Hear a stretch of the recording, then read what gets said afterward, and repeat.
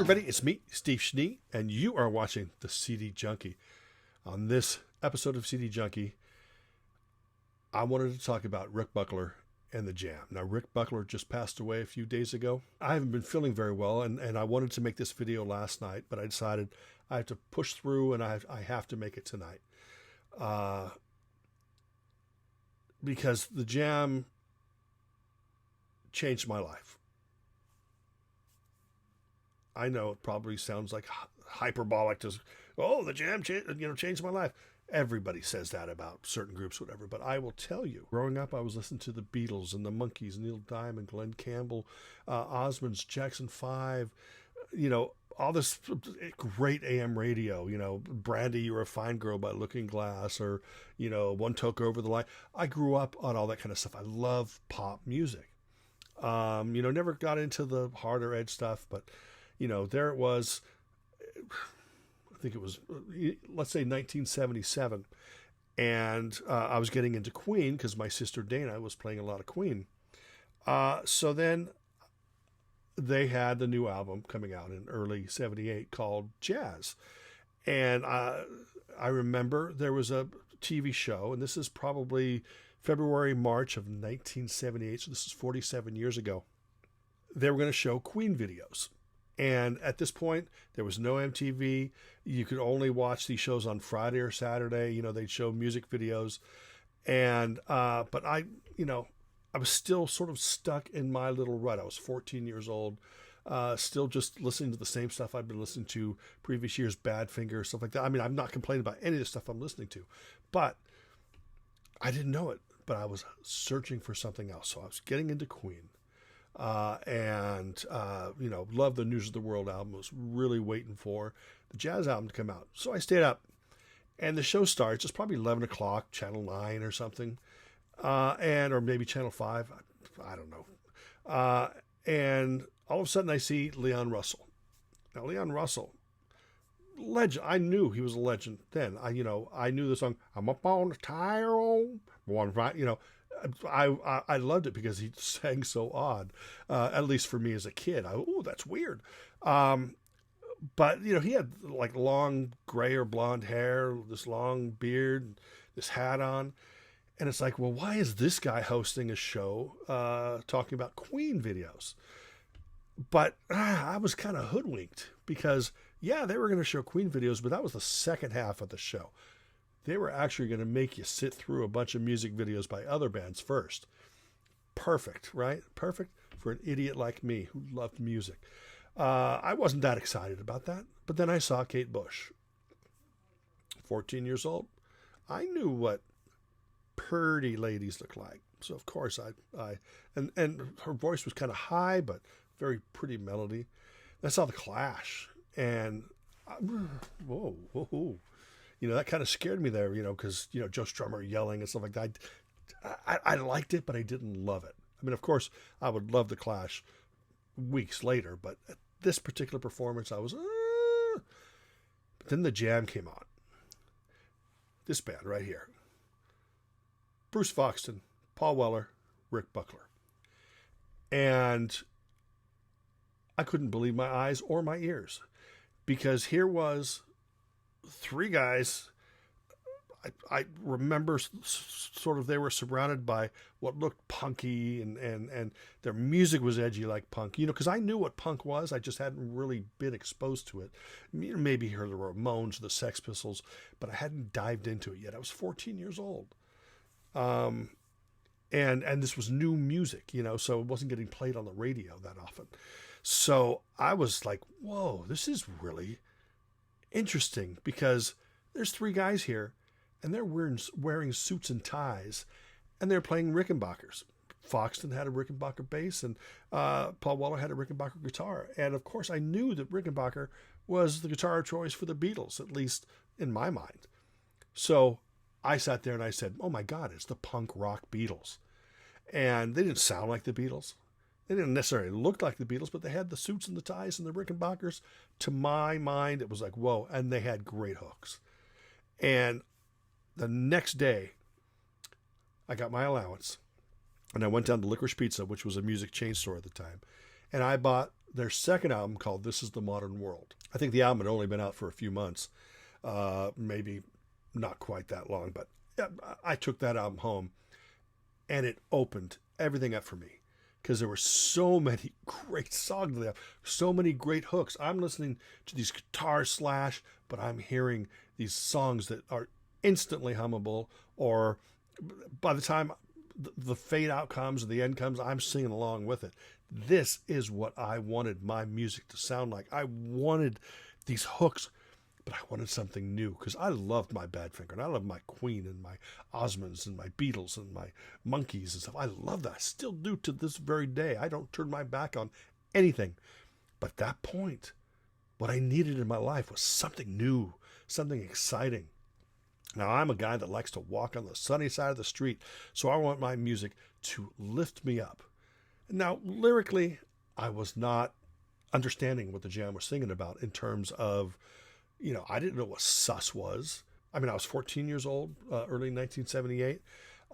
They would sing about stuff I had no idea what they were talking about. I mean, it was in English, of course, but it didn't matter because the melodies and the hooks. And it wasn't until later that I fully understood what was going on. Now, the kids in England, of course, they're hearing something different. They're hearing guys singing for them about their lives. For me, I'm just hearing, wow, these are cool songs. I don't know what a tube station is, but damn it, I want to go there. With each album, the Jam just got better and better and better. My favorite Jam album, Sound Effects, absolutely wonderful, wonderful album. Of course, I still love everything else apart from that, but this is a band that just, in turn, I heard something in this that said, you need to search for more like this. So it turned me on to tons of bands, mod, punk, pop, post-punk, new wave, eventually leading to synth pop, eventually leading to new romantic, eventually leading to whatever. This is the band that turned my mind on. It turned me on, man. Totally, 100%. I would not have been this crazy, uncontrollable music fan had it not been for me watching the Jam that late night Friday in 1978. And this band, this lineup, they were magic. They were. You see, this is the thing. A lot of people don't give a lot of credit for chemistry in a band. The Jam would not have been the Jam without Bruce Foxton, Paul Weller, and Rick Buckler. Those three gentlemen created that music. Sure, Paul Weller wrote most of it. Sure, he was the front man. Foxton would occasionally write songs and, provided all the backing vocals. But the combustion between the three musicians, whether it was a slower song, a slasher, it didn't matter. Everything was so filled with energy, hooks. And again, I didn't understand some of the stuff that was going on. I didn't know what it was like in Britain in the late 70s and early 80s. I just knew that I loved what I was hearing. I loved the hooks. I loved the melodies. I loved the passion that came out of the speakers when I would listen to this stuff. I would put Jam songs on every single mixtape that I made for people. I believed in this band. They were, for years, my favorite band of all time. They sat up there. I mean, I would go to school. We're talking high school. We're talking 1980, 81. I'd be walking in with my Jam t-shirt. And the most common thing I'd hear was not, hey, Schnee, cool shirt. No, the stuff I would hear is, hey, do they play a concert with the peanut butter?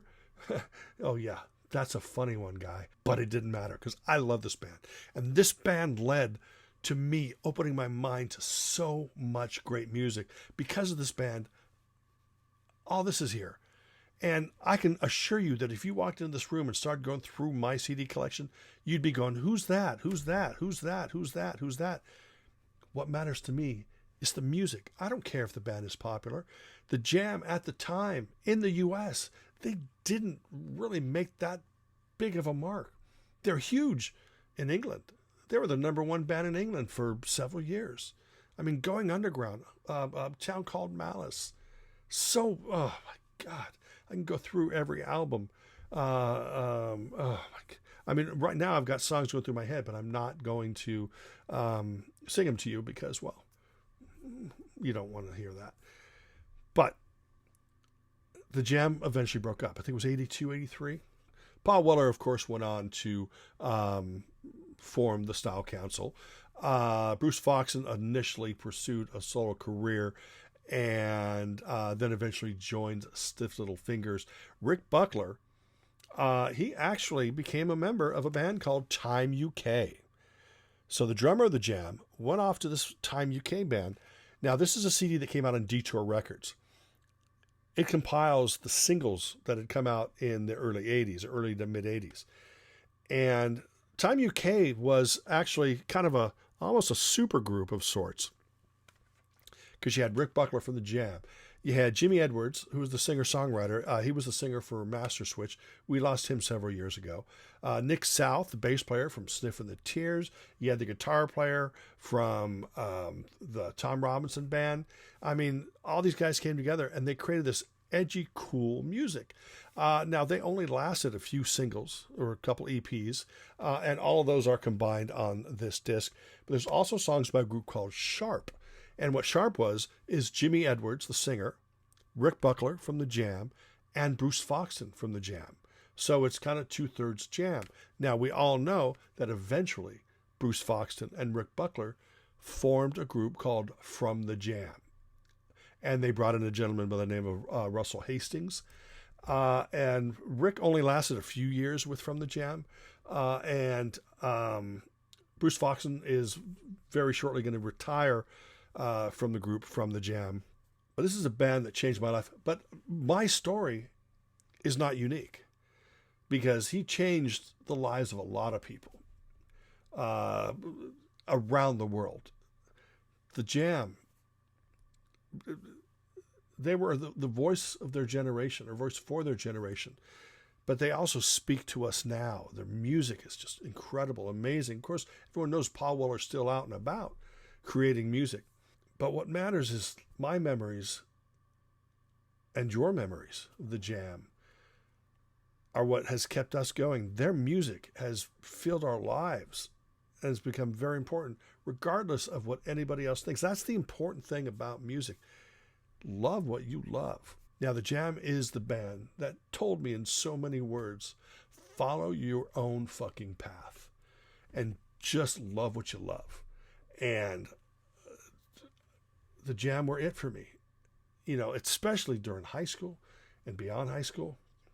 Sure, you had Yachts and Madness, and Split Ends and Squeeze, and so many other great bands that I was buying every record by. But I think a lot of people knew me because the Jam is the band that really turned me on to music. And it's such a terrible loss for the not me. Let's not talk about me. Let's talk about the music industry. This band has just lost Rick Buckler, the drummer, part of the chemistry, part of the soundtrack of our lives. We are going to miss you, Mr. Buckler. And I'm losing my voice, so I appreciate you taking the time to watch this video. Remember to like, comment, share, subscribe. Ring that bell for future notifications. Spare a thought for Rick Buckler. Play some Jam, and I'll see you next time.